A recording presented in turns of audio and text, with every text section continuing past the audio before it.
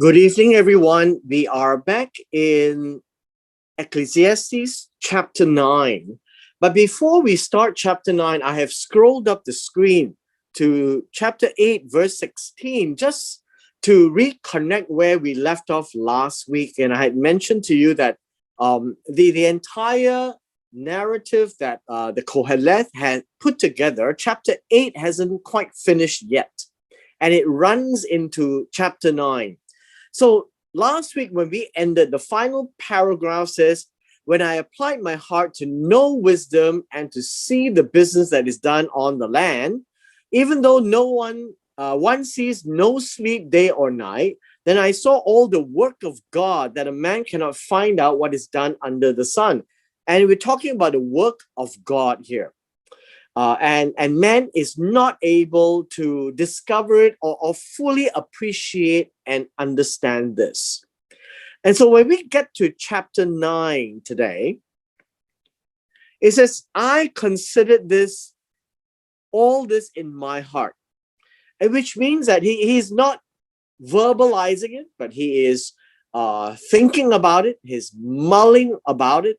And the Koheleth is really looking at it, this word here, considered all, literally means to give it to the heart. Now, what does it mean to give to the heart? And that really gives us a picture of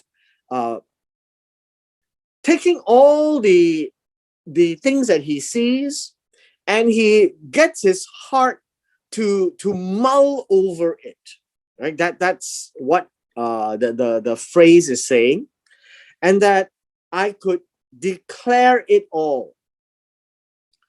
Now, the idea here of declaring all, I think it doesn't quite say it.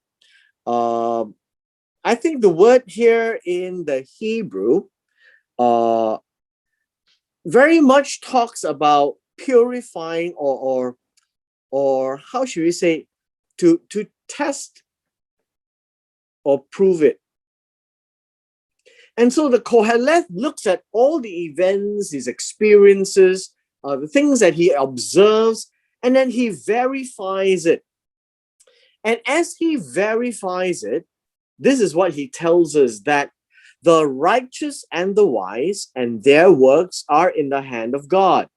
So that would be one conclusion he makes. The righteous, the ones who do the right thing, the wise are the ones who understands the events as it maps out to God's plan and God's instructions, and their works. Works here literally means the deeds, the things that they do. When he says as in the hand of God is an idiom, meaning it rests in the judgment of God. It rests in the decisions of God. And so one of the things that we find that the people who know God, and here it describes as the righteous and the wise, everything they do, they realize that there is God who will judge them. So that's what the expression is. People know neither love nor hatred by anything they see before them. All things come alike to all. Now, this is what the Koheleth is saying. The word alike, verse 2, gives us, how should we say, I don't think we should call it alike. Let's see.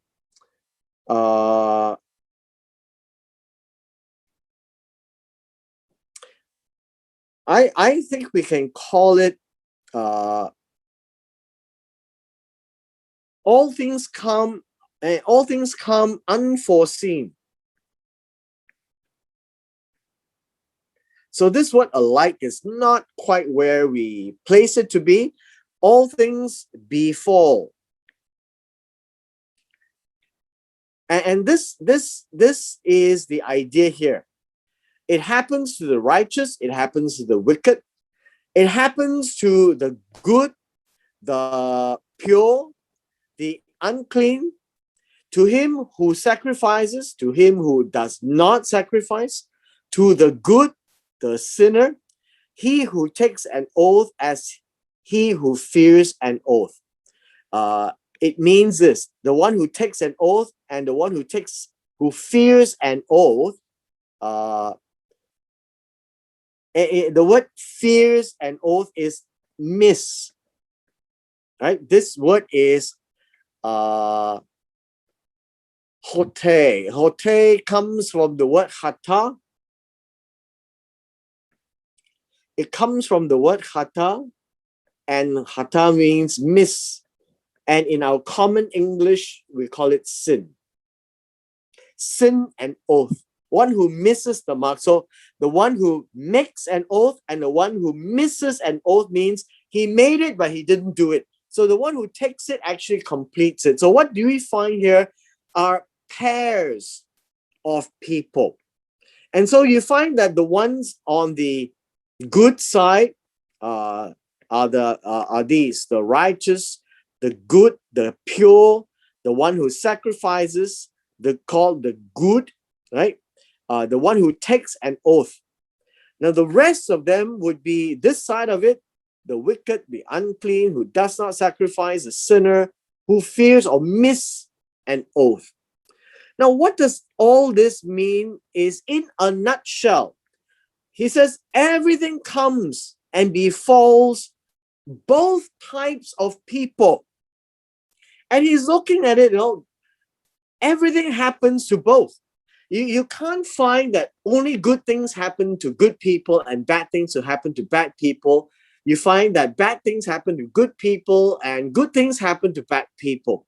And so these are all the natural events of life that the Kohelet has observed all around. In verse 3, he points out this. This is an evil.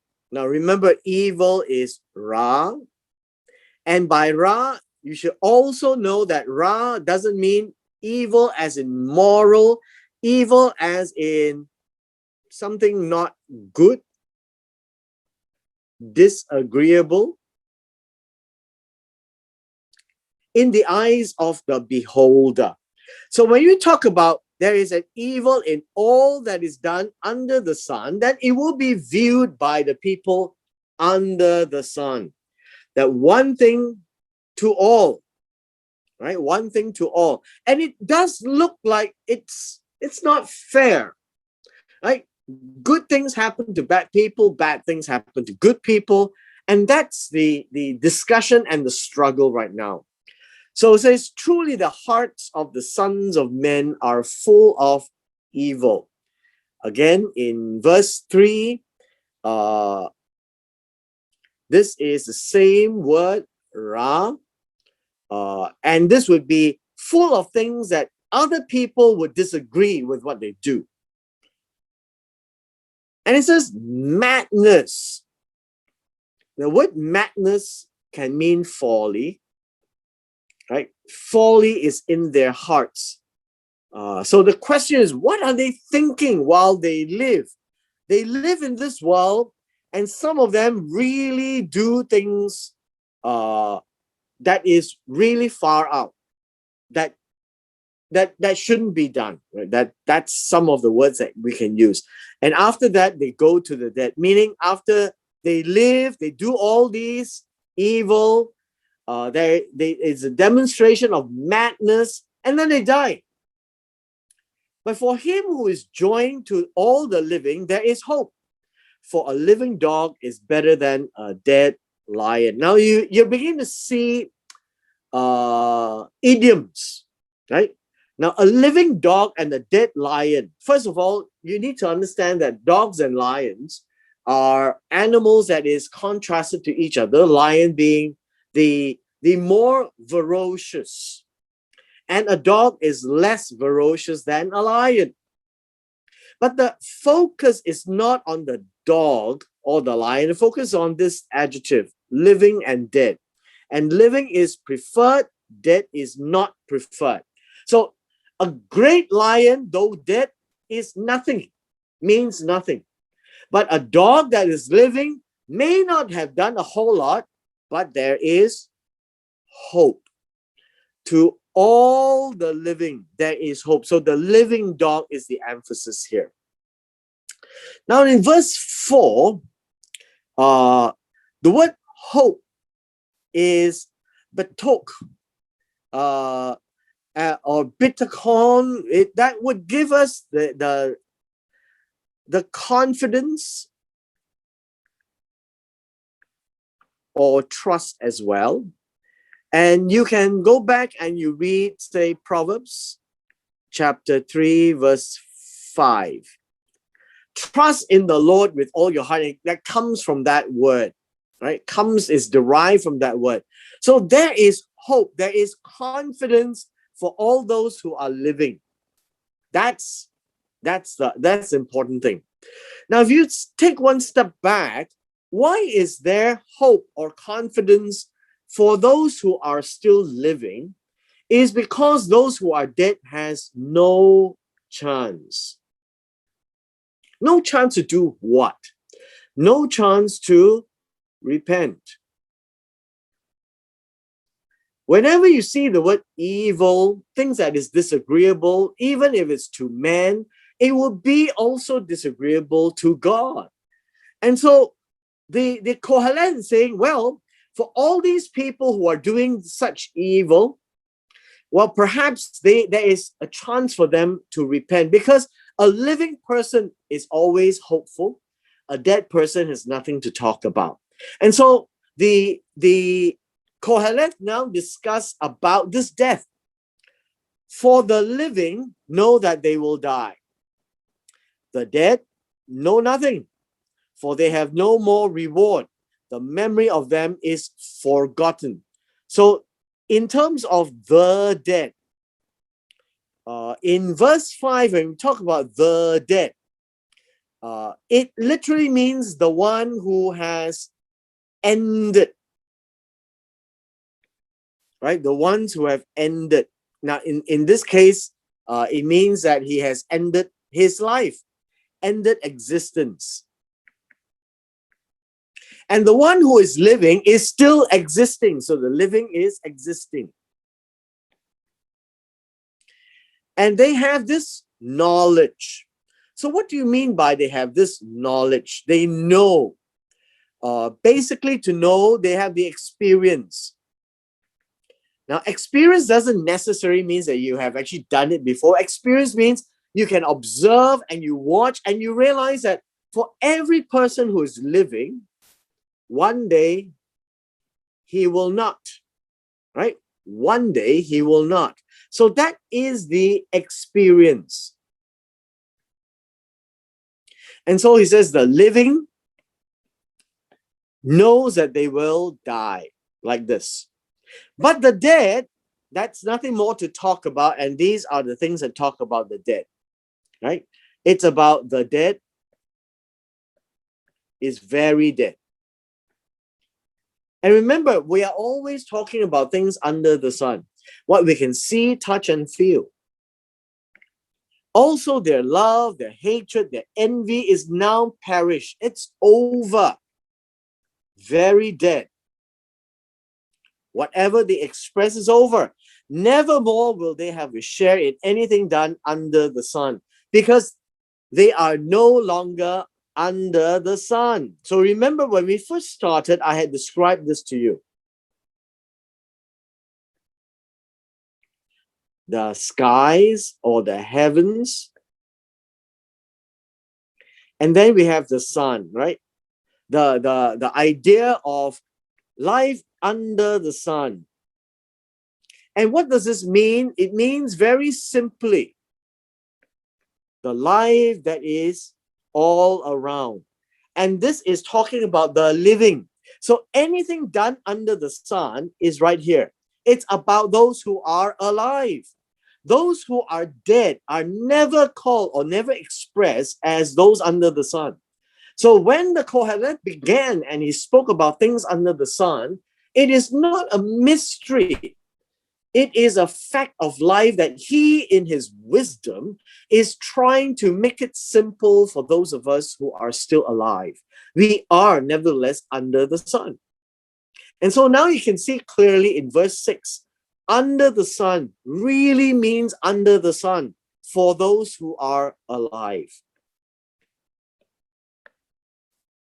And if that be the case, verse 7 says this, go. Go means walk. Then it says, eat your bread with joy. Now the word joy here is with gladness, with pleasure. In the, how should you say, in the life of the Koheleth, in the life of Israel, they eat bread. In our Asian life, we would probably replace this word bread with rice, right? With rice. But basically, it's eat your meal, right? With gladness, with pleasure, enjoy it. Drink your wine with a merry heart. What is a merry heart? A heart that is tov, that's good, that you feel good, you do things that is agreeable to yourself. And so the word drink is literally to drink, right? To like drinking wine in this case. And by the way, wine is wine. It's not grape juice. In the context of Israel, this is an A and a B. It is about enjoyment. And the idea here is, for God has already accepted your works, your deeds, right? Your labor, right? Your deeds. When he says accepted, what do you think that would mean? It says that God is pleased, right? Is pleased.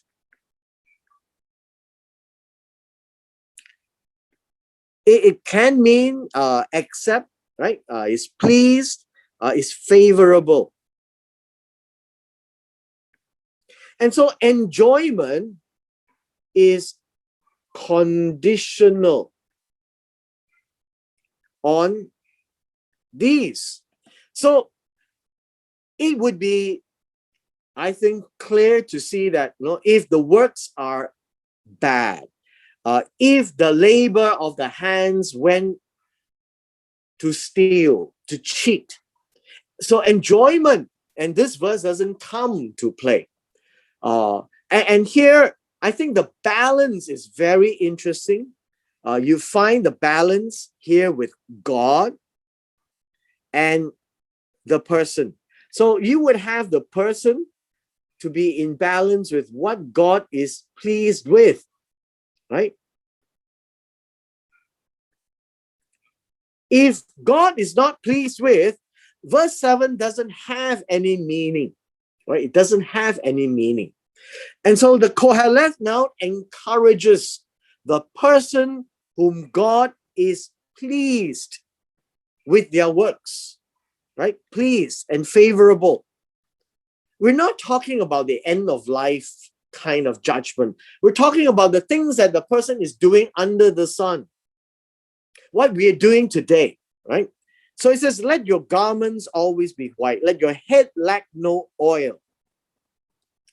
The idea here, in terms of lacking, would be, you know, it should not decrease. These are all the Hebrew kind of expression. Garments be white. And as you can tell, white is clean, it's pure. And I think this is possibly a universal color. It's possibly a universal color. So it says, let your garments always be white. Let your head lack no oil. And oil is for anointing, but it's also for health and comfort. And the idea here is, let whatever you wear and whatever you do be the pure and good things that God is acceptable with. Live joyfully. Now, this word is a bit different. The idea of live joyfully comes from two Hebrew words. It really tells the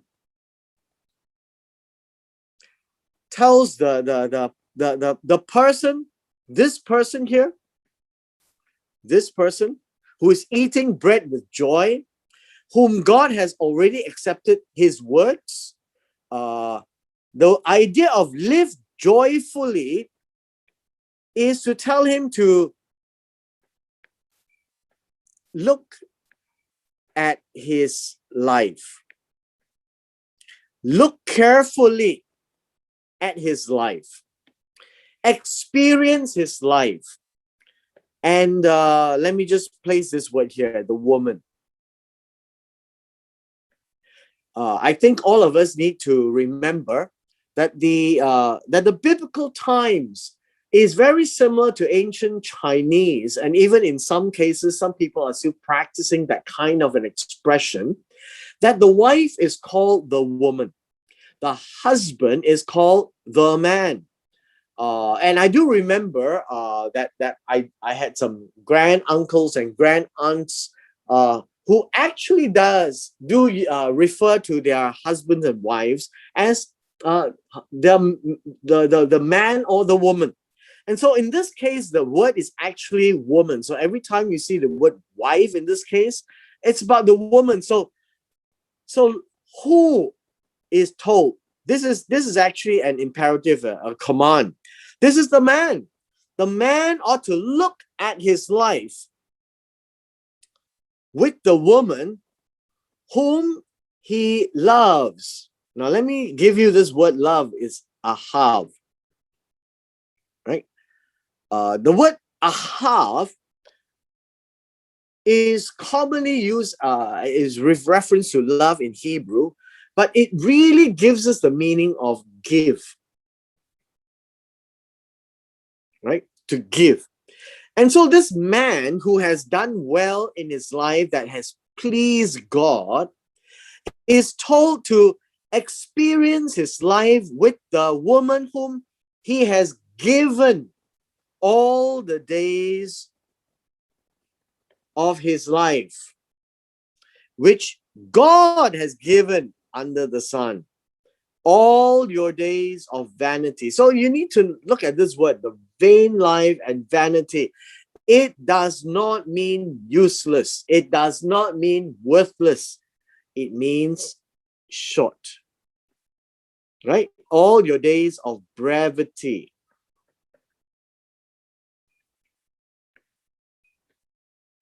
And so the Kohelet tells this man, hey, look, you have a family too, and you have loved her with all the days of your short life. It's a short life that we have, and God has given us under the sun. This is about existence, that we are now alive. All the days of brevity. So live joyfully isn't quite the meaning. So look carefully at your life. Experience this life with the woman, and you'd be surprised.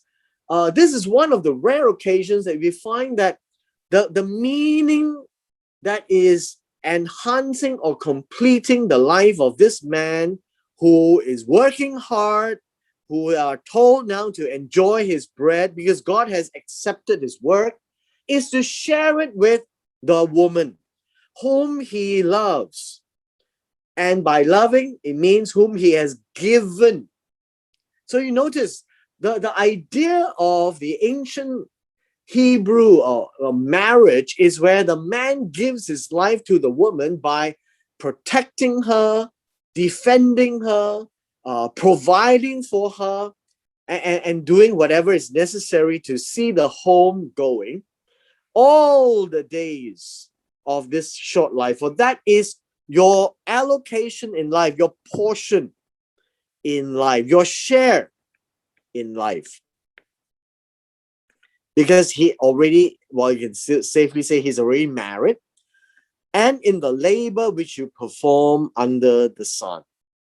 So verse 9 really talks about examining his life carefully with the woman that he has sworn to give or love, right? So every time you see the word love in Hebrew, it's give, right? It's about giving. So love the Lord your God is to give your life back to him. Verse 10, whatever your hand finds to do. You notice all these are action words. Whatever your hand finds to do, in this case, to make. And so the idea here is to make it with all your might. Your might means your strength, right? With your might. For there is no work or device or knowledge or wisdom in the grave where you are going.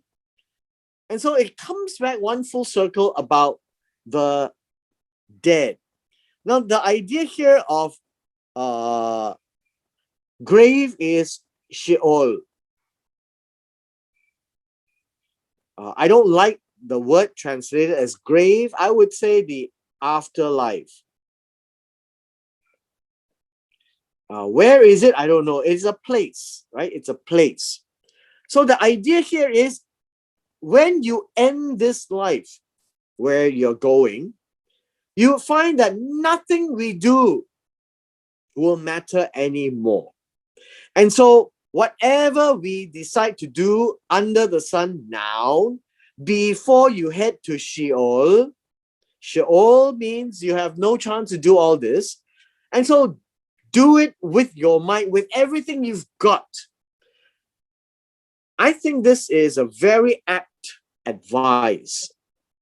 Before, and it's trying to tell us, keep an eye on where we are going next. And as the end is coming nearer, just realize that everything we do must be with our all. Basically, do our best. Because once we head to Sheol, there's nothing more we can talk about. We read the next section. He says, I returned and saw under the sun. So he came back to some of the places that he has been. So the word return is our very familiar word, shuv. And shuv always talks about return to the original place. So he has been before, he's coming back to it. And this is what he says. The race, and in this case, it is the running. The running of a race, and it's not to the one who is the fastest, right? The light-footed.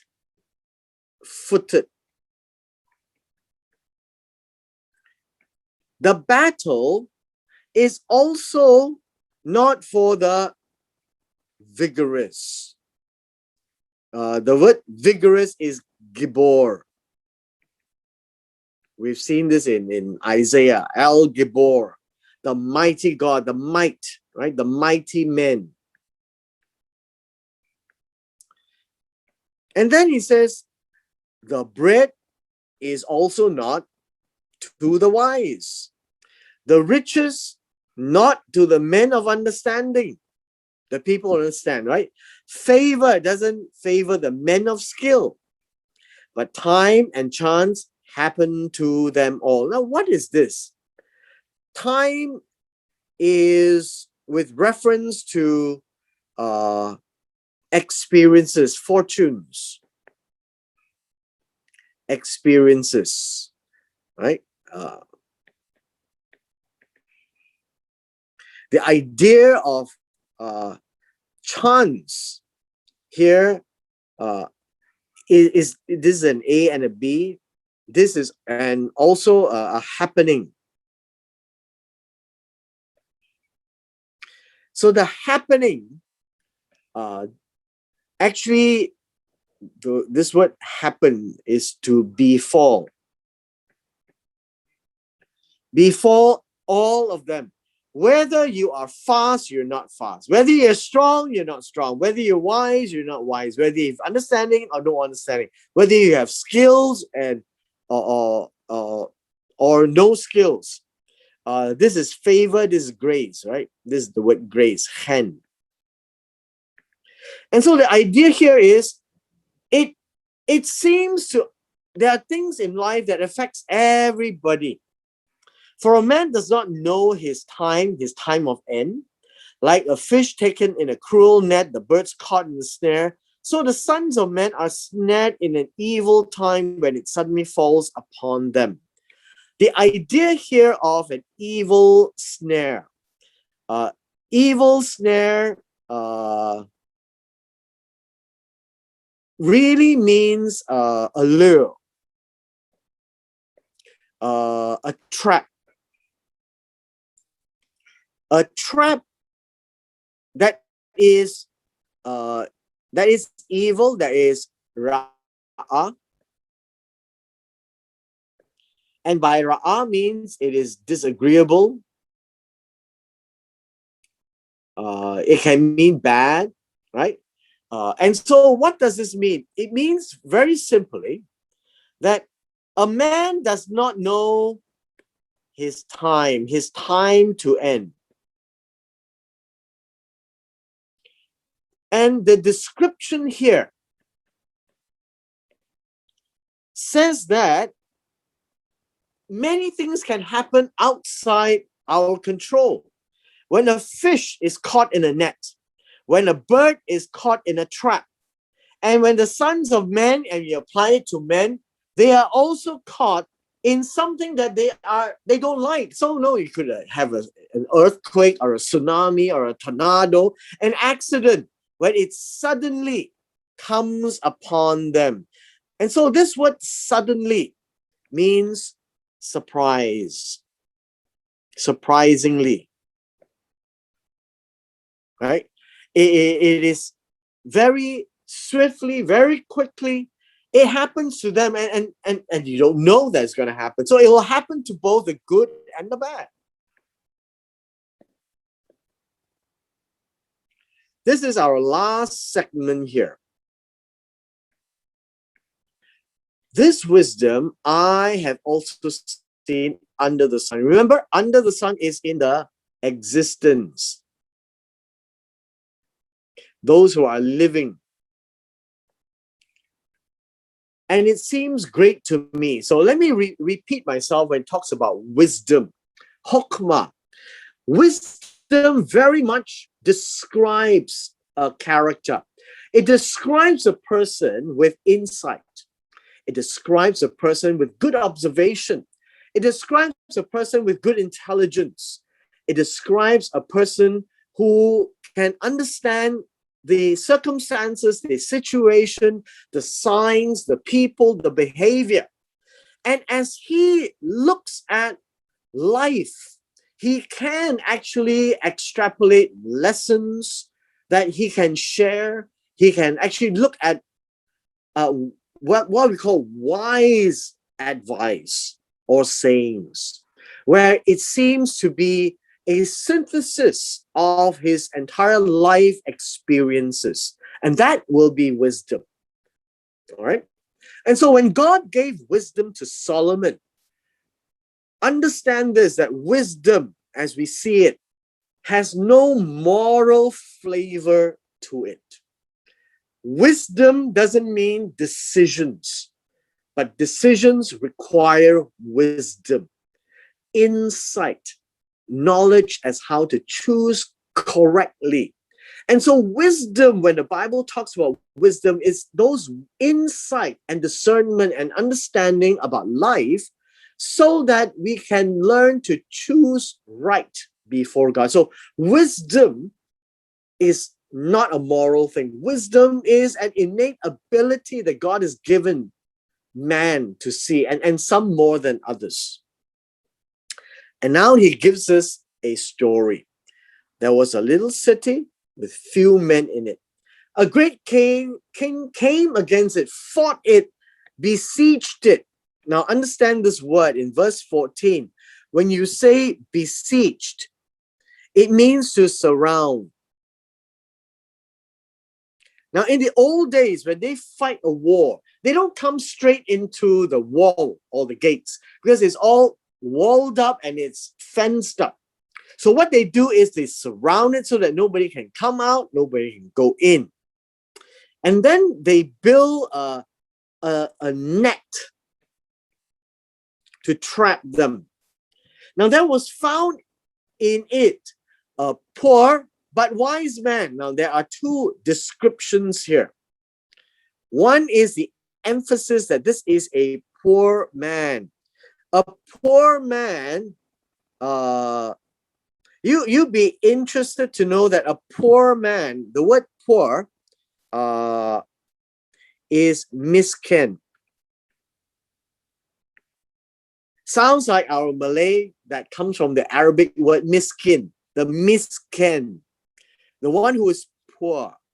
But yet, while he is poor, he is also wise. Which the Kohelet is telling us, poor is poor, wise is wise. But this man happened to be both. Has great insight, great intellect, great wisdom, great knowledge, but he is poor.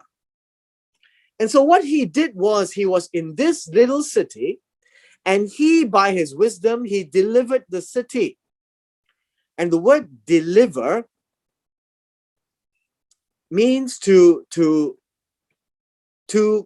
save the city somehow from this great king who came against it. Yet no one remembered the same poor man. And so what does that mean? Remember, this is a poor man. They don't remember him as a wise man. The wise man is forgotten, mainly because he was poor. And so now there is a moral to this, and he gives the moral. Then I said, wisdom is better than strength. Can you see this?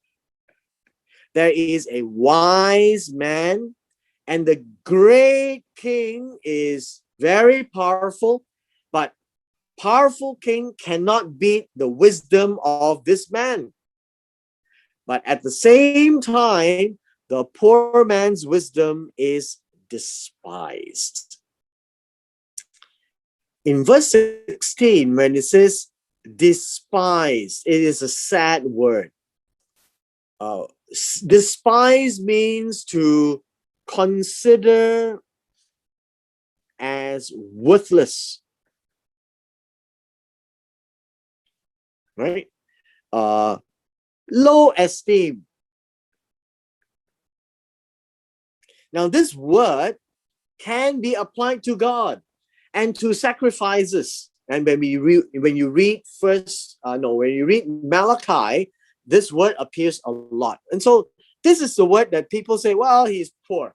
What is he worth? See, it's about poor. It's not about his wisdom.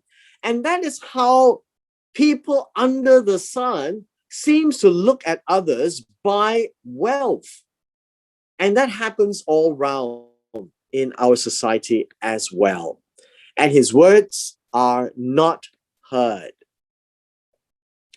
Words of the wise spoken quietly should be heard. And so this is his concluding wisdom. of advice. What is the advice? Words of the wise does not matter whether you are rich or poor. When it is spoken, when it says quietly, the word quietly means, how should we say? It gives a connotation of a restful speech. And this is more of an attitude, I would think, right? And in this attitude, that would be a quiet attitude when he speaks the word of wise. I think that's why every time you see movies, right, like Star Wars, Yoda, words of wisdom, he doesn't shout out loud. He speaks very gently, but it sounds very profound. You know, that kind of a speech.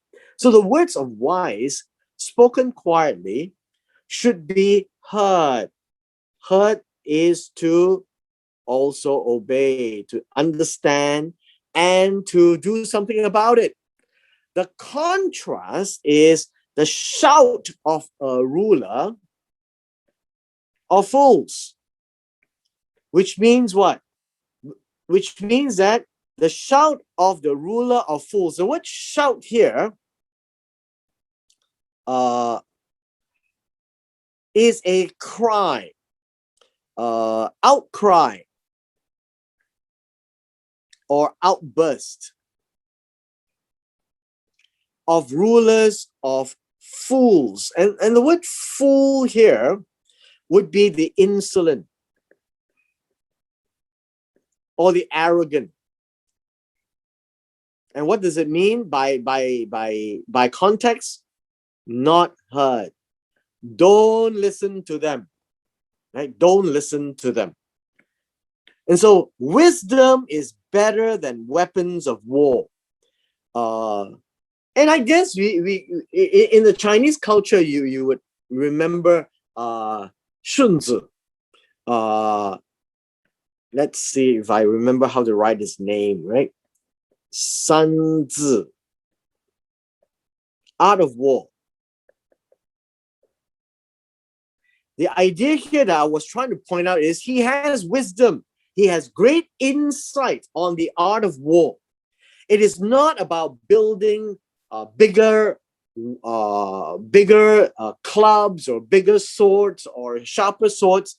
It is about wisdom, how to handle situations. Wisdom is about insight.